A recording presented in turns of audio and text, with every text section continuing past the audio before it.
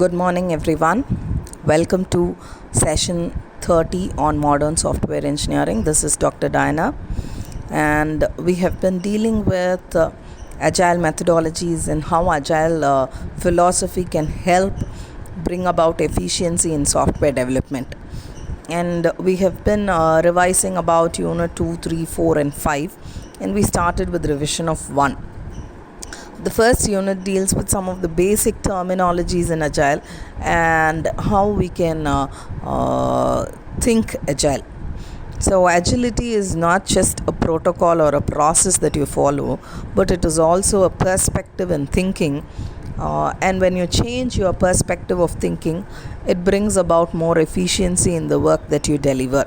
That's the basic philosophy behind agile methodologies.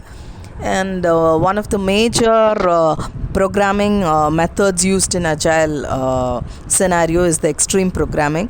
We have been dealing with what extreme programming is, how an extreme programming life cycle works, and we have been trying to contrast the XP life cycle with the traditional waterfall and the iterative models. And we have seen how to build an XP team and what are the prerequisites for building an XP team and all of that. And then we moved on into how to imbibe the agile thinking perspective inside the team. And we have seen some of the principles that can be adopted to imbibe that agile thinking inside the agile teams. The first one was pair programming, where two people are assigned with the same piece of code. One works as the driver who writes the programming code, and the other one works as a navigator, where they think about all the other aspects of the driver. Some administrative work, some planning, and some testing aspect, and all of these are thought about by the navigator, while the driver dedicates his entire time into developing the code. So we have seen how to come up with energized work or productive work. And we saw that when a programmer is completely dedicated, 1 hour of production will be equal to an interrupted, uncontinuous 8 hours of work. So we have been trying to keep the employee motivated so that when they contribute 1 hour also, it will be such a huge volume and it will be an efficient piece of work that they create. And to keep up the motivation levels high of the employee, we have looked into certain basic suggestions that can help the team stay motivated. And we have also looked into what an informative workspace is. An informative workspace is where you can have a lot of charts or whiteboards that display in your workplace what work you are currently doing and how it gets connected to the bigger picture, and some process protocols that you follow. Certain progress charts can be put up so that when people just walk inside your workspace, they get to know what work you are actually doing and how they can connect with your work. And it also gives some sparks to other people of how they can work better. And not just that, it also gives the trust to the stakeholders who are working part of your project or the on-site customers that come into your discussions. Now, in this session, we will run through about root cause analysis and retrospectives. These are two other principles that can help us imbibe the agile thinking into our development workspace. Now, what is root cause analysis? The difference between traditional and modern approach to software development is that in the traditional approach, we develop as per the specification requirement document, and we only try to automate the process the client already has. Now, in certain aspects, the process followed by the client themselves may not be very efficient. In that case, the software that is developed to automate that process will also not be very efficient. So in that case, instead of just refactoring the code and then improving the performance of the code, we might have to look back into the process that we are trying to automate and see if the process itself can be made efficient. So that is the main objective of root cause analysis. We try to prevent mistakes by fixing our process, not just fixing the code. So when we identify that the process has to be changed, we need to also identify what is the exact root behind that process. Where exactly should we start changing the process from? The classic approach to do this is to the root cause analysis. So instead of finding just a shallow deviation in the process, we try to dig deeper and get into the actual problem that should be fixed. And the approach is to ask why 5 times. Does it even make sense? Why, if you ask the question why 5 times over the same problem, it shows that it can reveal a lot of interesting things. This is more like exploratory testing, and it prevents you, or it helps you move away from blaming the team and trying to identify an underlying fixable problem. Now we will go with an example to help you understand better. Now imagine the team has a problem. When we start working on a new task, we spend a lot of time getting the code into a working state. So this is a very common problem. Okay. Now the first the way of doing root cause analysis is to ask 5 why questions. So the first why question is why? Why is it taking a lot of time? The answer would be because the build is often broken and the source is control. So you just have a broken build. So you ask why again. Why the build is broken? Because people check in code without running their tests. So without completing their tests, they are just pushing off their code inside the repository. Now,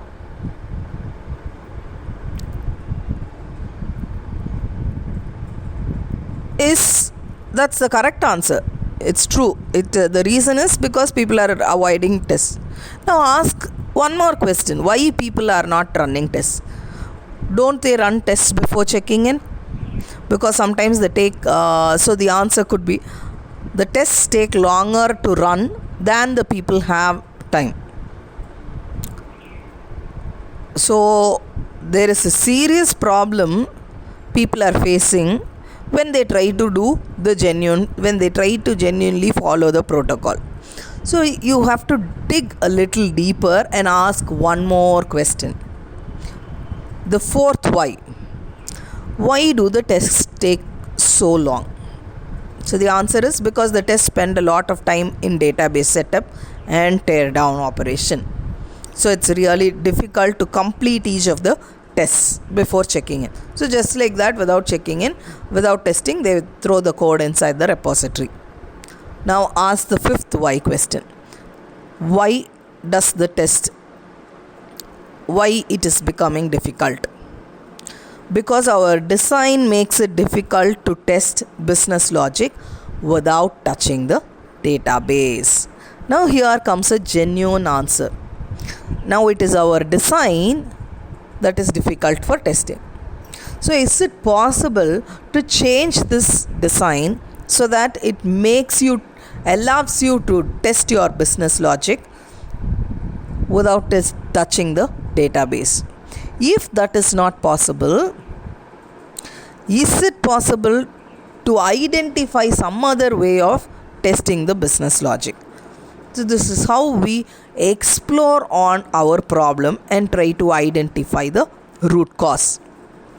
Now once you identified the root cause, the next is to fix the root cause. How do we fix the root cause? There are certain problems that can be fixed right away. You identify that this is the problem, you can fix it off immediately. Some can be just fixed by improving our work habits. So you make the testing process mandatory before checking in. So through some means, then that problem gets fixed by itself. Fixing root causes requires cooperation from a lot of people. So I understood that most of the code in the repository is broken because there are many people who have checked in their code without testing inside the repository. So it is not just one person who has to complete testing before checking in the repository, but it requires that every team member has to test and then check in their code inside the repository. So it requires cooperation from a lot of people or your team members. To do that, gather your team members, share your thoughts, and ask for their help in solving the problem. A retrospective is a very good way of doing this. We will see what a retrospective is. Now, if the root cause is somewhere outside your team's control, then it may be difficult or even impossible to solve at times. Think of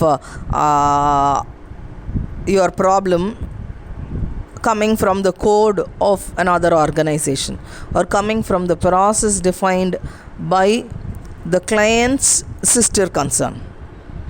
So in these cases, you might have to ask your project manager to do an external discussion to understand and to prevent or to rectify the root cause if possible. Some of the time it may be impossible to even fix your root cause. And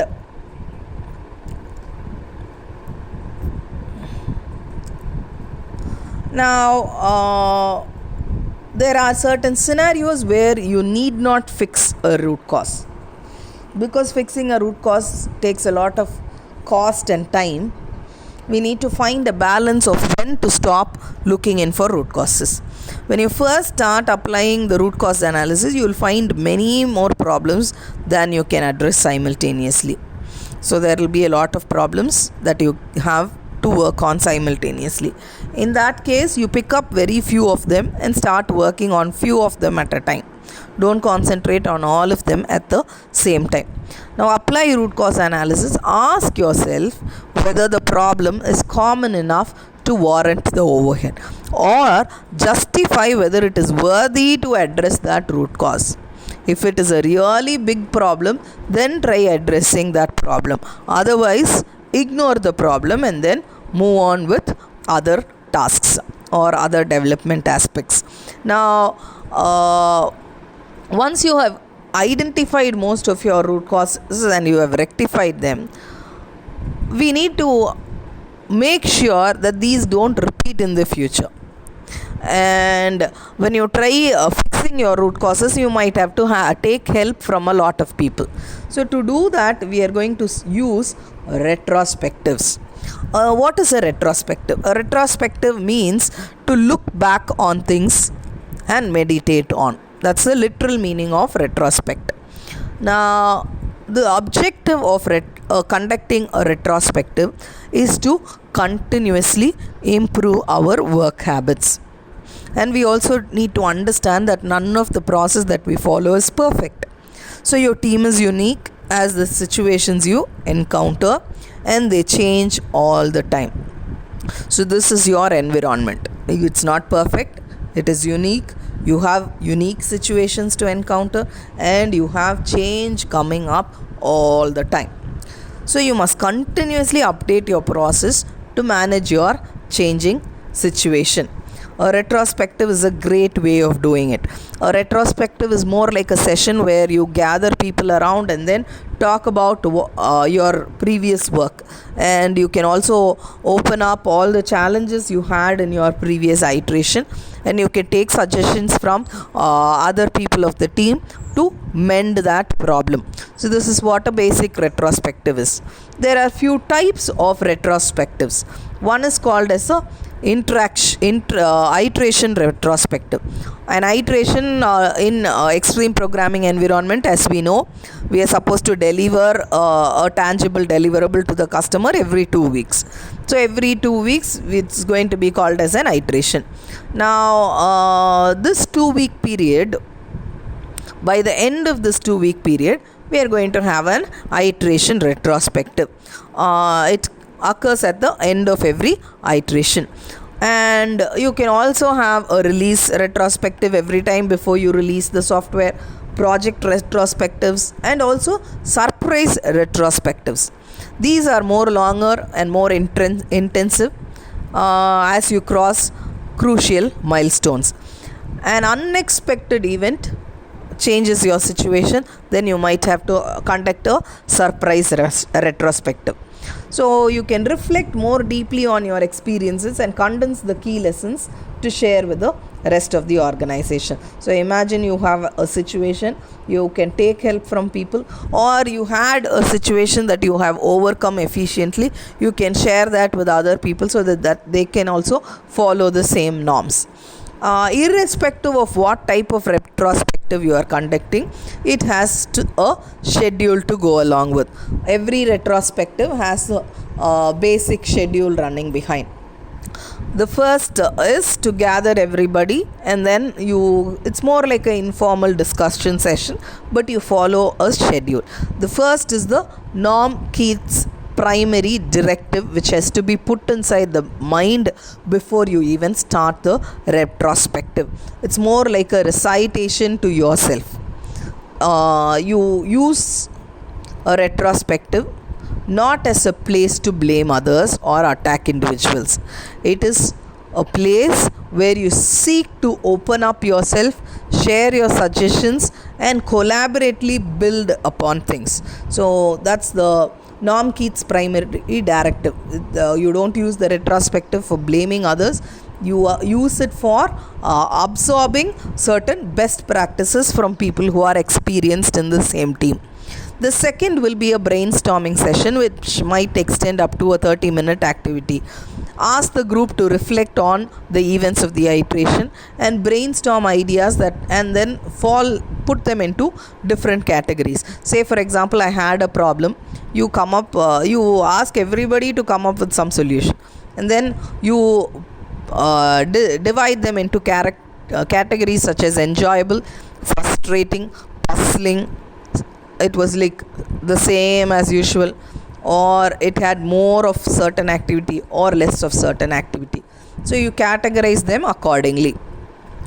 This happens for about 30 minutes, and then you do a process called as mute mapping. Mute mapping goes for 10 minutes. Mute mapping is where you don't talk to anybody. You use the place, given a table or something, to organize all the thoughts you have already taken. Now, in the brainstorming, whatever ideas you had and whatever categories you had, you can put them into index cards. So an index card will have an idea and the category to which it belongs to. I can categorize my idea into enjoyable, and there is another idea that is categorized into frustrating. So you divide your ideas into categories on index cards, and in mute mapping what you do is you categorize all these related cards together, but no talking. So you put related cards close together, put unrelated cards far apart on the board on the table, and no talking. This gives you an time to categorize quickly. So it also allows your thoughts to flow and to absorb these ideas. And you have the next 20 minutes, which is the retrospective objective round. Now in this, you take votes on which category should be improved in the next iteration. Looking upon the number of index cards per category, you check on which card has the highest number of votes, and then you concentrate on that aspect in the next particular iteration. That's how we do a retrospective. Now, these retrospectives are a great way of identifying what went wrong in the previous iteration and to rectify it in the coming iteration. Now, this not only helps us identify and then to rectify, it also provides a way of collaborating seamlessly with the team. And the collaborative aspect also takes a constructive perspective rather than blaming each other for the work. And this is a very good team building activity. Once the team is effectively built upon, then you can see that the motivation level of the team is going to be high enough so that you can produce energized work. Now, these are some of the aspects which we can see in the agile development strategies, and we also see that it is the thinking that has to change to adopt agile development methods. When we think about changing our mindset and our perspective, these principles help a lot in helping us thinking agile. Now, with this, we complete revision of Unit 1. We will be looking into some of the important concepts of all 5 units and the important questions that you will get for your end-term examinations in the next few sessions. So, with this, I conclude today's session. Thank you, one and all. This is Dr. Diana signing off. Thank you.